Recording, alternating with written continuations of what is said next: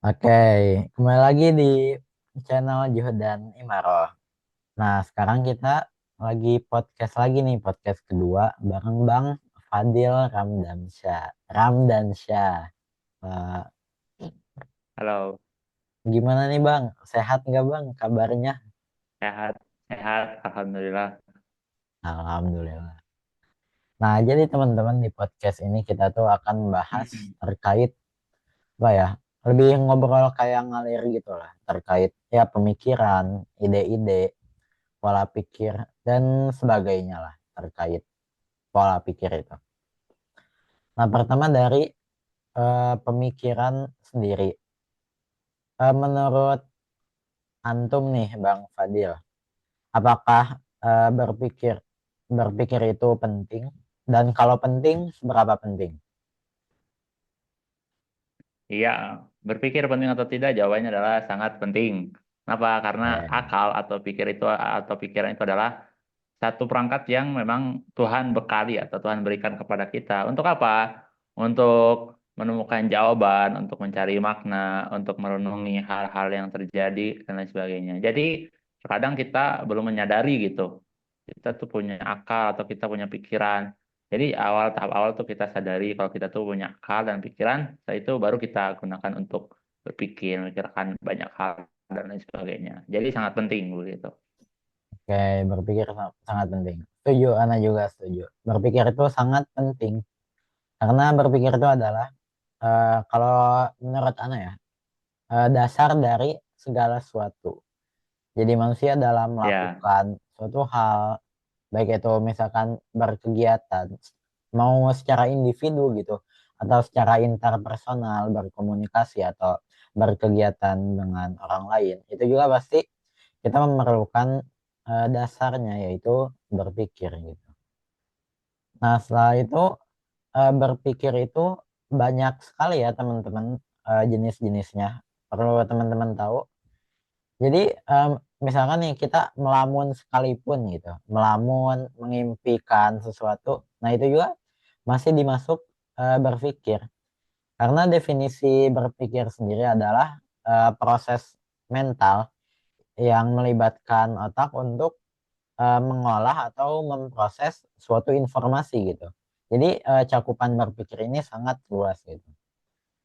Nah, kalau menurut Ana gitu, salah satu berpikir yang penting yang akan membedakan kita dengan orang lain itu adalah berpikir secara kreatif.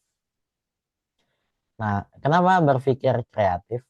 Kalau menurut Ana nih, soalnya dalam taksonomi Bloom juga gitu, atau ya taksonomi taksonomi Bloom itu tentang tingkatan berpikir. Yang paling tinggi itu adalah create atau mencipta. Dan mencipta itu ranah kognitif atau ada kaitannya dengan kreativitas gitu. Kita membuat sesuatu yang baru gitu. Nah, habis itu misalkan dalam ranah yang lain, misalkan decision making atau mengambil keputusan. Nah, kalau menurut Antum nih Bang, dalam kita mengambil keputusan ini, jenis berpikir seperti apa yang penting? Dan kenapa? oke. Untuk mengambil keputusan ya, tapi aneh mau nambahkan dulu sebelum kita jauh-jauh berpikir kreatif gitu. Dari Oke. berpikir dasar dulu gitu. Oh, Bagaimana kita harus dasar dulu memaham, Bang. ya gitu, dari bertingkat gitu. Dari menurut aneh jangan sampai Oh, kita langsung kok ya. kreatif gitu, menemukan hal baru. Tapi yang dasar-dasar Oke. gitu kita belum bisa memaknai, misalkan. Jadi kalau Hmm. dari aneh sendiri, berpikir yang tingkatan awal tuh seperti kayak memahami hal-hal yang sederhana lah. Kita berikan contoh, ada teh gitu.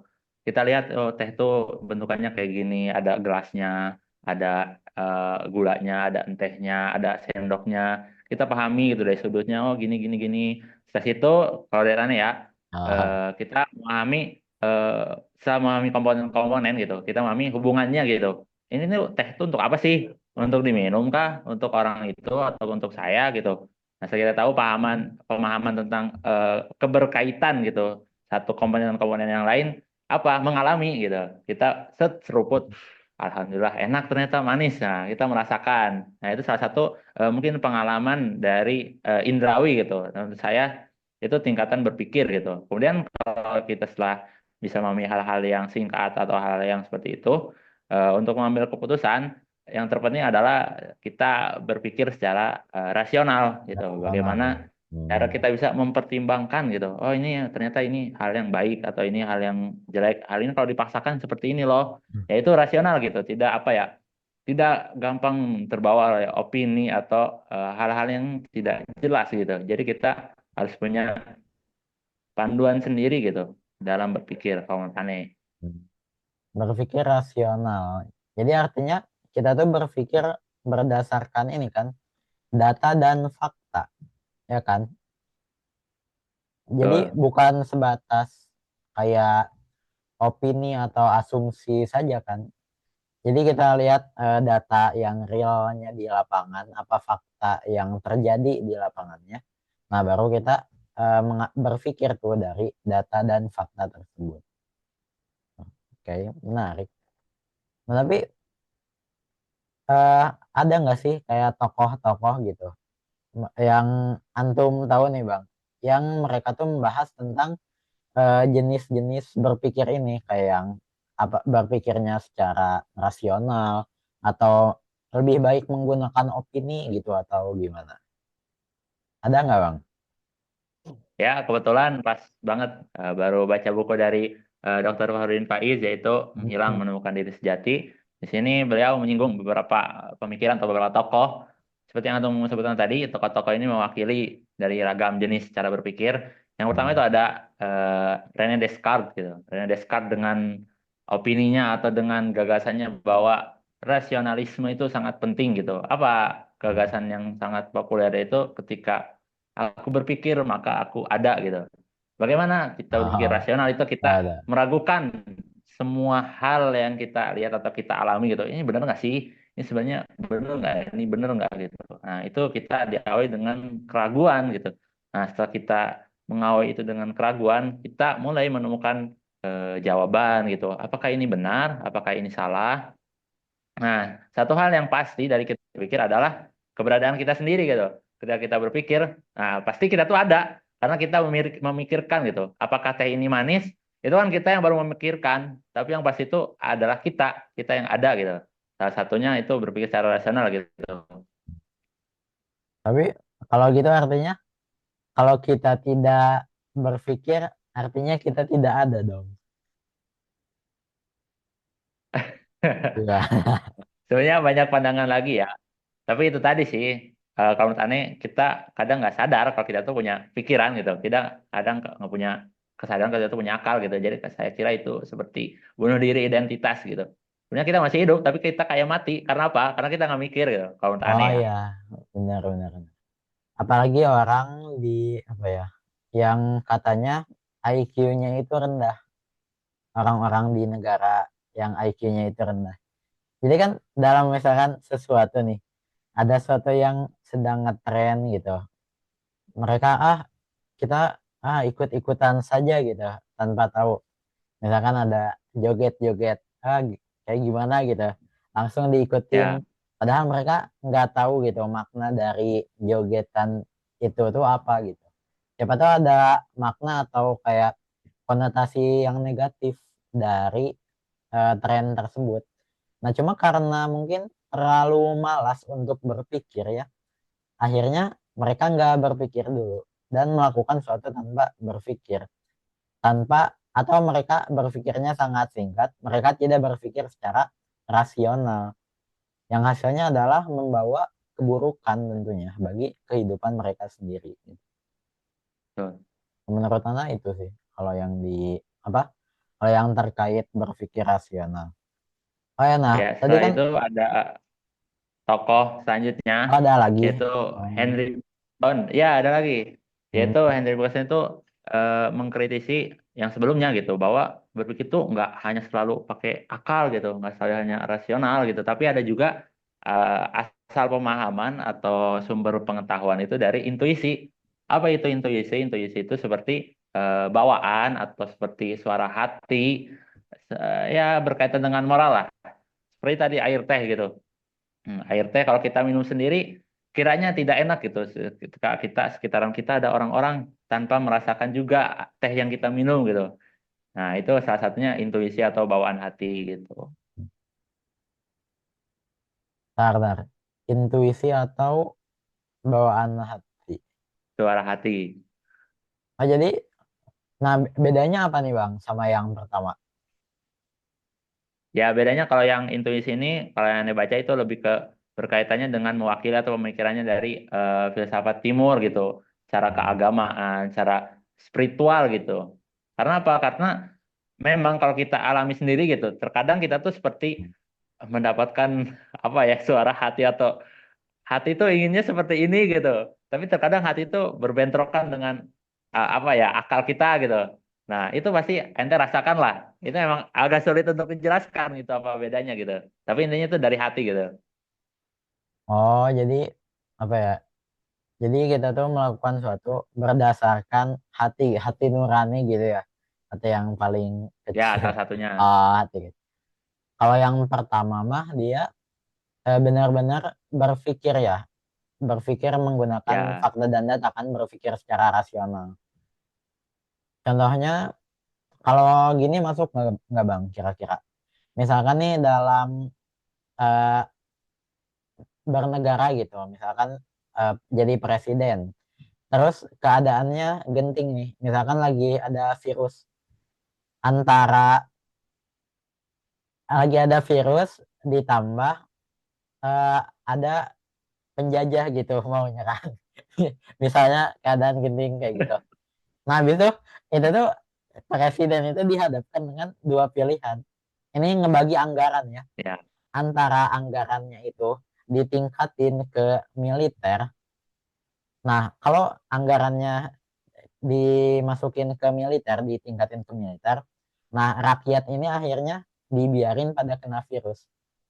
Nah, kan bisa pada mati tuh, banyak yang mati, tapi negaranya tetap dalam kekuasaan dia.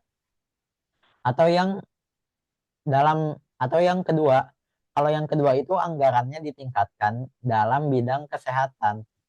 Nah, artinya virusnya bisa ditangani nih kalau anggarannya ditingkatin di kesehatan. Cuma resikonya adalah justru presiden itu sendiri bisa diruntuhkan kekuasaannya sama penjajah. Tapi ini penjajahnya tuh bukan penjajah jahat yang ngebantai gitu ya, tapi cuma perebutan ya, kekuasaan gitu lah. Nah, kalau misalkan secara rasional misalkan, tapi misalkan secara rasional presiden itu ingin eh, menyelesaikan dalam jangka pendek gitu. Mungkin solusi terbaik adalah dia menambahkan anggaran di bidang militer. Soalnya dengan begitu eh, negaranya tetap aman gitu. Dia tetap berkuasa. Nah, tapi kalau dia mengandalkan intuisi, mengandalkan misalkan hati nurani, kalau presidennya punya hati nurani, kan dia nggak mau gitu rakyatnya menderita sengsara, kena virus nyampe mati. Akhirnya dia tingkatin di bidang kesehatan. Masuk gak betul, kalau betul. itu? Ya, setuju dengan pemikiran antum. Ini saya menambahkan gitu. Memang ada tiga komponen fokus kita, yaitu satu alam pikir kita. Kemudian Hmm. yang kedua adalah realitas kehidupan. Dan juga yang ketiga adalah lingkungan sekitar gitu. Nah, ini berkaitan dengan yang tokoh ketiga di buku ini gitu, yaitu Hmm. Albert Camus, yaitu menggagas bahwa dunia ini, kehidupan ini tuh penuh dengan keabsurdan gitu, ketidakjelasan gitu. Kita ingin planning A, B, tapi hasilnya adalah C, D. Nah, seperti yang antum pertanyakan tadi gitu tentang itu, ini ada negara mau diserang lagi kena virus pula. Nah, itu adalah salah satu contoh bahwa dunia ini berjalan dengan segala ketidakjelasannya gitu. Nah, Ya, lalu bagaimana memang. dengan dunia yang tidak jelas ini? Kita jangan sampai lari dari keabsurdan ini, ketidakjelasan ini gitu. Jadi kita harus tetap di situ, karena kalau kita lari di situ, ya kita lari dari kehidupan. Misalkan presidennya udahlah bodo amat, pusing gitu kan. Jangan sampai seperti itu. Itu hal yang besar, apalagi dalam kehidupan kita sehari-hari gitu. Oh, jadi kalau yang tiga ini dia menekankan bahwa dunia ini absurd gitu. Banyak sekali Ya, faktor-faktornya di dunia ini. dalam Ya, menentukan misalkan ya kita sebut saja keberhasilan gitu atau kegagalan. Itu banyak faktornya. Nah dan jadi nah terus dari yang ketiga ini dia lebih kayak ingin memaknai nggak sih kayak jadi walaupun dunia ini penuh ketidakjelasan, kita justru jangan malah menyerah atau bodoh amat gitu terhadap dunia. Tapi kita ya, gimana caranya kita itu untuk mencari makna dari keberadaan kita gitu, dari apa betul. yang kita lakukan, ya nggak sih? Jadi fokusnya itu adalah ketika kita katakan aku ingin bahagia gitu. Hilangkan Hmm. aku, hilangkan ingin, ya tinggal bahagia saja sekarang gitu. Sama seperti aku Wah, ingin hidup, ya nikmati hidup sekarang gitu. Yang sudah lalu ya udah sudah lalu, yang akan datang ya tidak usah dihiraukan, fokus ke hari ini. Nah, seperti itu yang ditekankan dari tokoh ketiga ini gitu. nah jadi ketiga tokoh itu adalah itu apa? Filsuf ya mereka bertiga tuh. Ya, betul. Hmm. Tiga filsuf ini mereka kalau yang Anda tangkap mereka itu membahas berpikir secara dasarnya banget gitu, dasar-dasar Betul. dalam berpikir. Nah, tapi kan zaman tuh terus berkembang dan tentu banyak sekali teori-teori atau konsep-konsep tentang berpikir ini.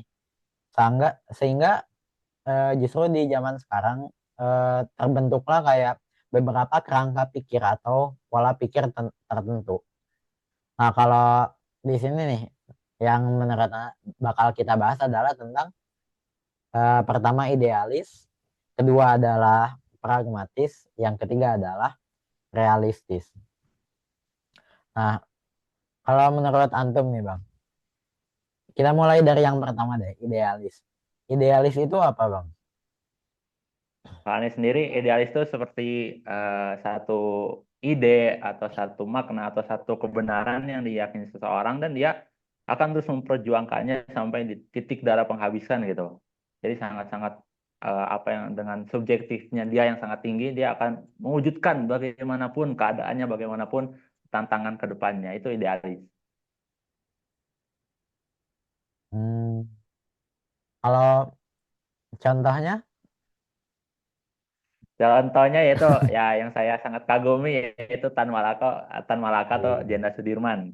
Dua tokoh itu sangat hmm, apa? Sangat idealis dengan eh, gerakan 100% apa menghilangkan penjajah gitu, 100% merdeka gitu. hmm, Ketika apa? Ketika Soekarno, Muhammad Hatta dan lain sebagainya menginginkan kemerdekaan dengan cara berunding atau dengan cara ya bagi-bagi wilayah gitu.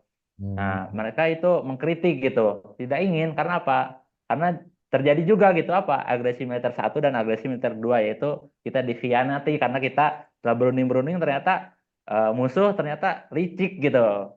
Memanfaatkan keinginan kita untuk berunding. Salah satunya itu idealisnya Tan Malaka. Nah, tapi ini sebenarnya bisa diperdebatin sih. Kayak Oke. apakah misalkan dengan eh, agresi itu gara-gara Hmm, musuh itu kita mengkhianati perjanjian, atau emang kitanya aja yang lemah gitu, nggak bisa mempertahankan bisa bangsa jadi. sendiri.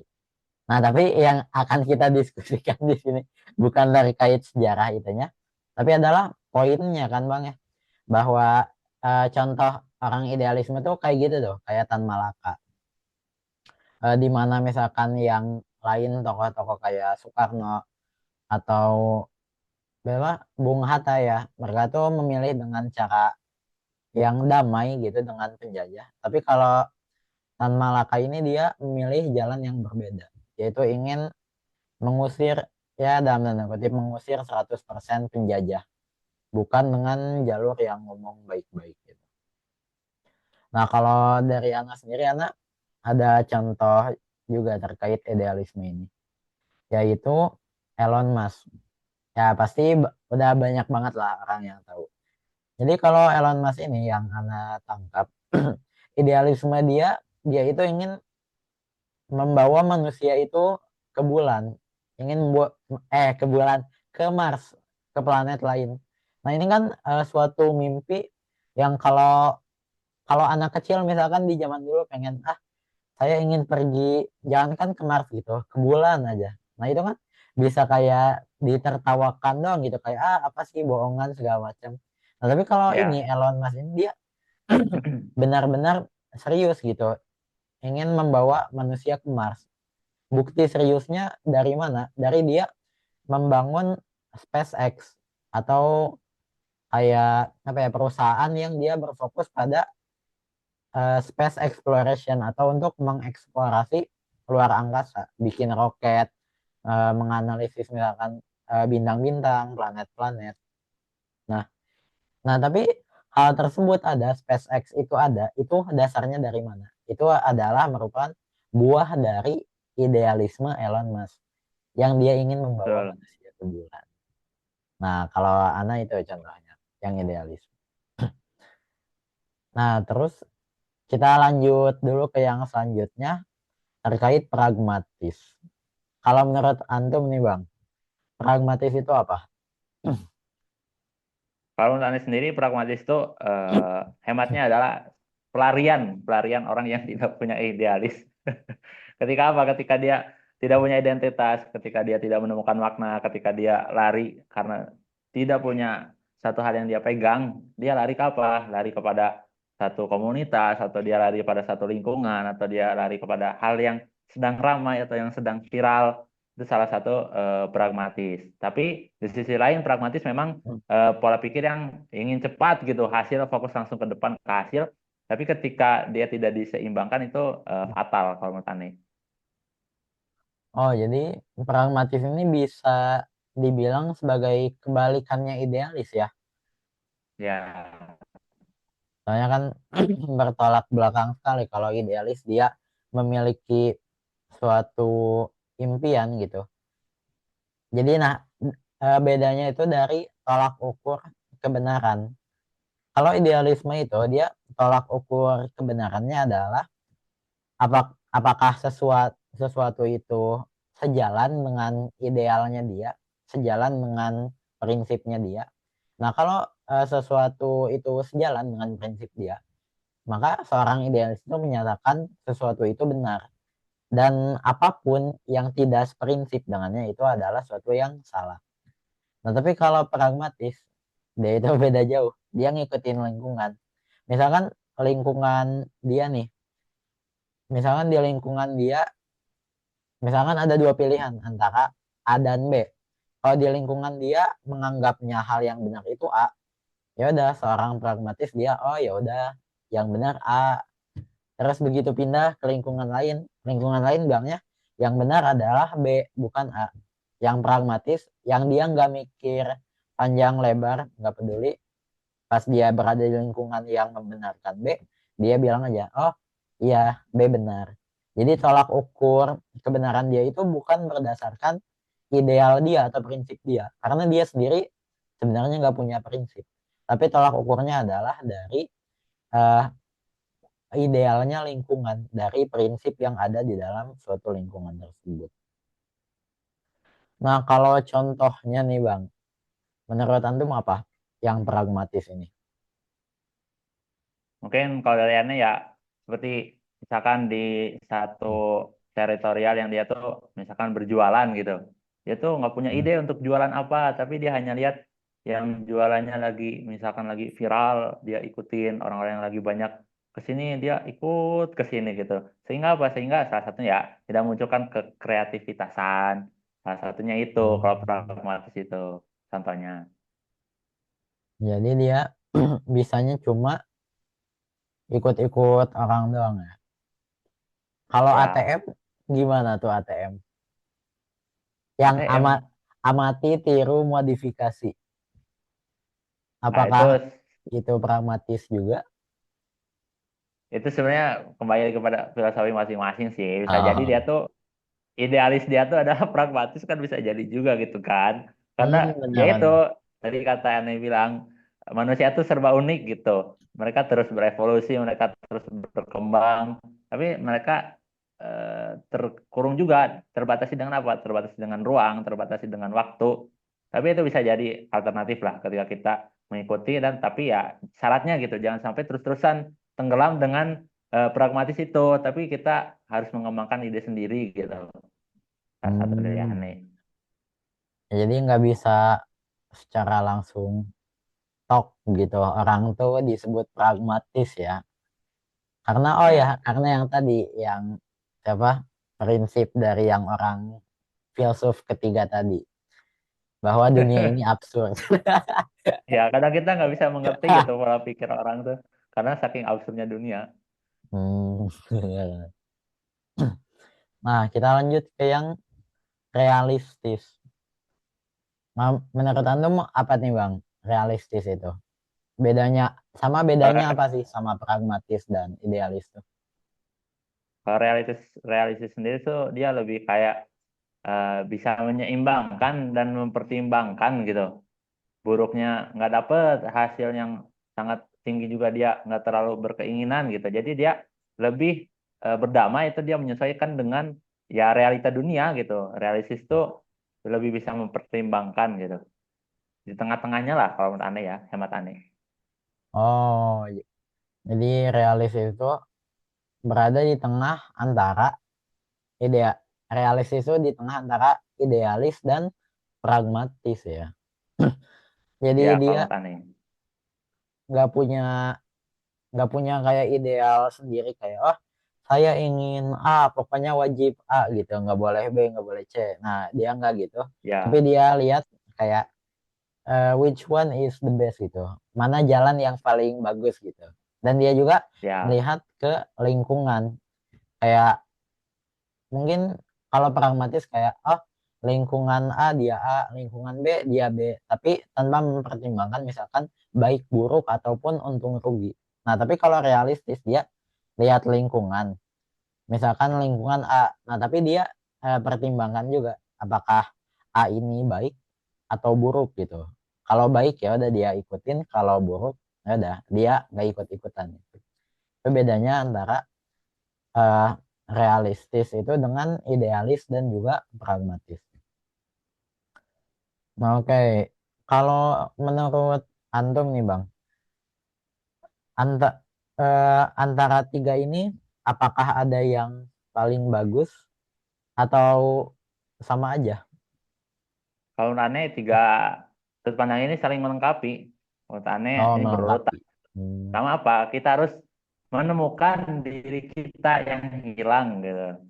Kita Hmm. harus berpikir secara rasional dulu, kemudian kita apa? Kita punya idealis tersendiri, kita punya patokan sendiri, punya tujuan sendiri, dan juga hakikat atau satu hal yang kita anggap benar. Setelah kita idealis, kita apa? Kita lanjut selanjutnya, yaitu apa? Yaitu kita realistis, kita melihat dunia yang serba absurd itu.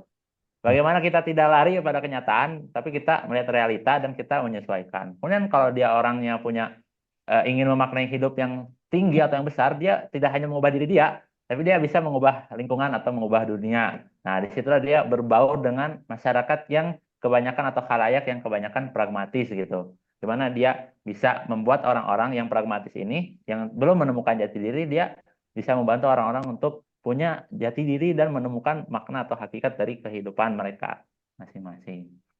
Ah, oke oke. Jadi dimulai kita menjadi idealis dulu. Kita harus punya ideal dulu nih. Kita harus punya prinsip yang kita pegang. Nah, setelah itu baru kita melihat realita. Gimana realitanya? Apakah sesuai di lingkungan atau tidak? Kalau tidak sesuai, apakah bisa kita ubah? Kalau tidak bisa ya jangan dipaksakan secara langsung gitu ya Bang ya. Harus Betul. bertahap tentunya. Nah, setelah itu ya baru kita melihat pragmatisme yang ada di lingkungan kita. Oh, ternyata lingkungan kita emang gini, misalkan, emang gitu. Ya udah kita harus bisa menyesuaikan diri juga dengan lingkungan. Nah, tapi apakah semua orang harus mengikuti jalan tersebut? Sebenarnya kembali kepada masing-masing sih. Karena apa? Karena kita juga punya pandangan dan parameter tersendiri dalam memaknai atau dalam memulai satu konsep dalam kehidupan kita. Tapi intinya itu, jangan sampai kita kehilangan identitas dan temukanlah diri Anda. Asik. Nah, kayak Ana ada pembahasan lain juga nih, yang masih terkait, cuma lumayan menarik juga. Pertama Ana mau nanya dulu. Kalau menurut Antum nih, di di dunia ini itu tuh paling banyak orang idealis yang realistis apa pragmatis? Kalau aneh di dunia ini lebih banyak orang-orang yang pragmatis, aneh lihat. Tapi Pragmatis.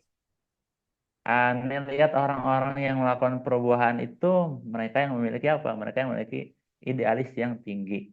Orang-orang yang mampu merubah. Jadi orang hebat tuh yang mampu menghebatkan orang lain. Orang pintar tuh mampu mempintarkan orang lain. Orang baik itu mampu membuat orang lain baik. Dan juga orang yang idealis adalah orang yang mampu merubah orang lain. Menurut aneh seperti Oh, itu. oh itu yang idealis. Nah, nah yang paling dikit apa? Yang idealis itu. Ya, sepertinya yang idealis sih sedikit.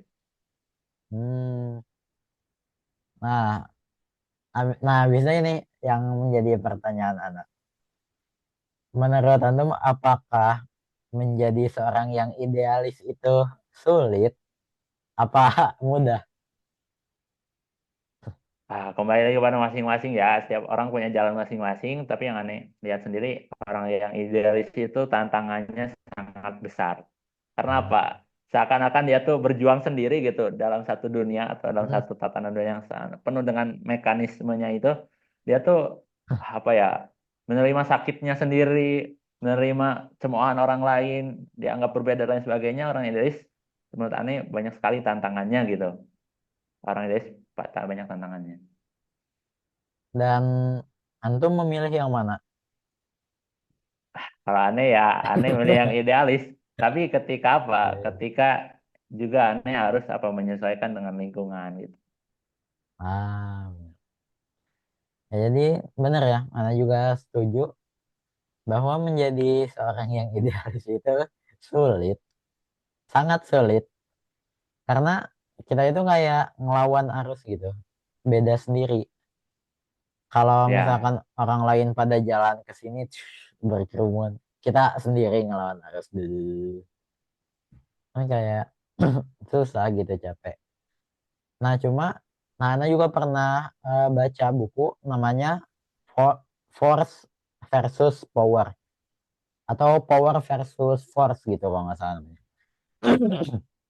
Kalau power itu kan ya itu bahasa Inggris kan, dua kata itu ya. Kalau power kan artinya kekuatan, kalau force itu artinya gaya.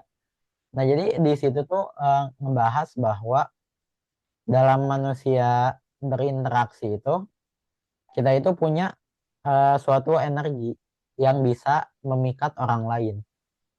Nah, kalau orang yang biasa-biasa aja atau mayoritas orang itu tuh tingkat apa ya, energinya atau tingkat kekuatannya itu sangat rendah. Jadi kecil banget. Dan nah tapi ada kayak piramida gitu. Jadi yang energinya dikit itu paling banyak. Terus ningkat, ningkat, ningkat, ningkat. Sampai orang yang energinya itu banyak banget. Nah menurut Ana yang paling banyak itu adalah orang-orang yang idealis. Bukan menurut Ana doang sih. betul. Menurut buku itu juga. Nah dan orang yang idealis itu mereka bisa membawa orang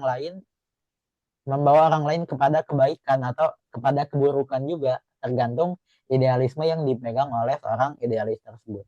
Karena yang idealis yang Betul. paling tinggi energinya, dia itu bisa mem- memberikan energi juga kepada orang-orang lain yang ada di bawahnya. Tuh. Oh ya Bang, aduh, ini waktunya ternyata tinggal 4 menit lagi nih kita. Ada itu nggak Bang? Kayak quotes penutup gitu terkait berpikir ini.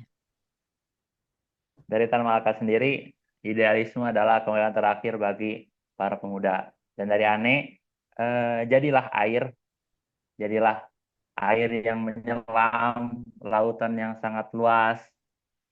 Tapi jangan apa, jangan sampai terbawa arus yang sangat keras. Tapi apa, jadilah air yang menguasai alur, menguasai arus. Pasti.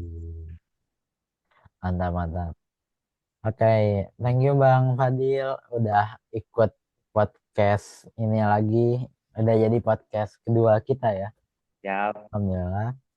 Makasih semuanya juga yang udah nonton. Mungkin sekian podcast kali ini. Wassalamualaikum warahmatullahi wabarakatuh.